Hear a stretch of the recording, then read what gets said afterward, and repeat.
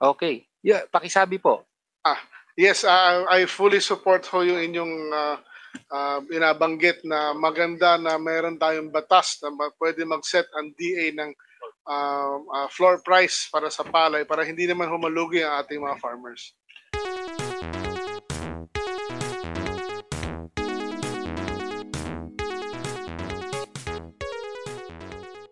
We now proceed to recognizing from the minority Deputy Majority Leader Antonio Coutinho.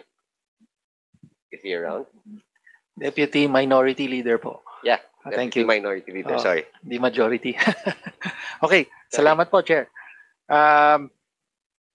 Well, una po tungkol sa kahirapan po ng mga magsasaka. Sa presentation po ng DA, kayo na po nag-highlight na 27%, 27.4% ang poverty incidence sa mga magsasaka. Umaabot sa 2.1 million na magsasaka nationwide or 2.4 kung isasama pati mangingisda. At masakla po ito dahil hindi naman po ito mga unemployed, kung hindi mga namumuhunan ang magsasaka natin. Tapos of course nagtatrabaho bilang magsasaka, yet mahirap pa rin sila. At ang isang pangunahing dahilan po nito ay yung napakababang bilihan ng presyo ng palay. Magkano po ba ang monitor nyo sa farm grade prices, yung pagbenta po ng palay? Bilihan ng palay. Mr. Chair, marami pa rin mababa eh. Meron pa rin may nakikitang isolated na 11, 12, meron 13, 14 in area. So kulang pa rin, lugi pa rin. Okay. So yeah, sa report po ng Kilusang Magbubukid ng Pilipinas, nung March from 13 to 15 pesos in many provinces, nung July 9 to 10 pesos in Laguna. Tapos August may as low as 7 to 8 pesos per kilo po, no?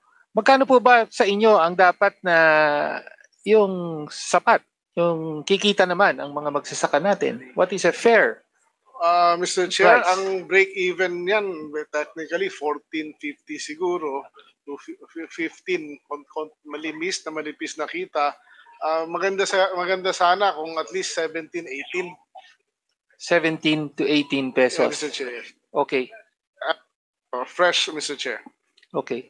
So ano po ang, ngayon, alam naman natin, as low as 7 to 8 pesos, pero ang bentahan po ng bigas ay from, well, as of September, from 38 to over 60 pesos po per kilo. Tama po ba? Mr. Chair, sa pag-iikot ko personally sa palengke, meron din nakikita tayong 33, 35, 38.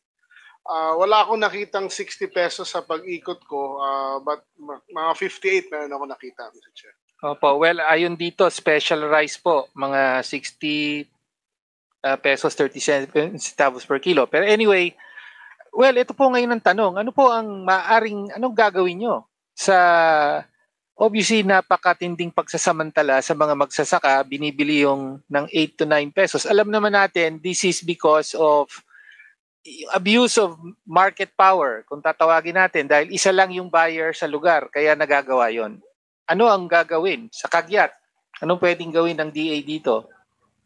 Mr. Chair, the only thing actually we can do is try to buy rice, palay from the farmers to the NFA. Ang problema, puno na yung warehouse namin at hindi kami makapagbenta. Honestly, in my opinion, it's a supply and demand thing. No? Talagang hindi pwede na ma-liberalize ang importation ng bigas na walang qualitative and quantitative restriction. Yan ang problema. Masyadong maraming imported rice na pumasok sa ating bansa, kaya bumagsak ang palay.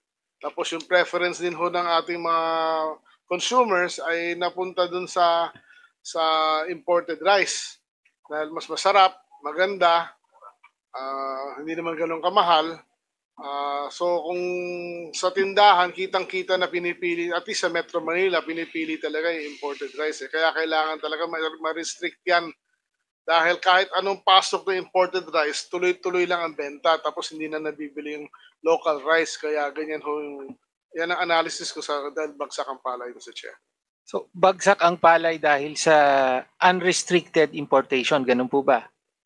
Yes, Mr. Chair. So sa madaling sabi, ang posisyon nyo ba ngayon ay dapat i-repeal na ang rice tariffication law because yun ang nagtanggal ng quantitative restrictions. Tama po ba? Kung ano, kahit anong version ho, kahit anong gawin natin, basta kahit i-repeal yan, Mr. Chair, or kahit i-amendahan yan, basta ang importante ho yung linalaman, Mr. Chair, na kailangan may mag-import lang kung ilan ang kailangan na hindi maapektuhan ng ating rice farmers, Mr. So, Chair. kailangang ibalik ang quantitative restrictions. Okay.